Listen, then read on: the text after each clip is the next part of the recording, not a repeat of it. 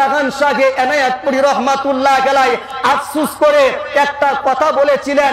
সেই কথাটা কি? এনায়েতপুরী হুজুর পাক উনি বলেছিলেন, দুনিয়ার মানুষেরা আমার কাছে আসে বিয়ে হয় না বিয়ে হওয়ার জন্য, দুনিয়ার মানুষেরা আমার কাছে আসে ঝামেলার সমাধান করার জন্য, দুনিয়ার মানুষেরা আমার কাছে আসে এমপি হওয়ার জন্য, দুনিয়ার মানুষেরা আমার কাছে আসে মন্ত্রী হওয়ার জন্য, দুনিয়ার মানুষেরা আমার কাছে আসে টাকা পয়সা পাওয়ার জন্য, দুনিয়ার মানুষেরা আমার কাছে আসে কলা গাছের কলা হেফাজত করার জন্য। কিন্তু আমি এনায়েতপুরীকে আল্লাহ যেই উদ্দেশ্যে পাঠাইছেন সেই উদ্দেশ্য হলো এই দুনিয়ার মানুষের সাথে আল্লাহর কানেকশন ঘটিয়ে দেওয়া, এই দুনিয়ার মানুষের অন্তরে আল্লাহ পাকের মহব্বতের বাতি জ্বালিয়ে দেওয়া, এই দুনিয়ার মানুষের অন্তরে আল্লাহ রাসূলের মহব্বতের বাতি জ্বালিয়ে দেওয়া। কিন্তু আমরা বড় নাফরমান হয়ে গেলাম।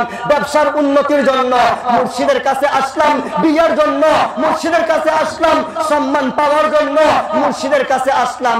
একদিন এসে বলতে পারলাম না, মাওলা আমার ভিতরের কলা শয়তান খেয়ে ফেলতেছে, আমার ভিতরের ঘর আল্লাহ পাকের ঘর শয়তান একানে বসে আছে।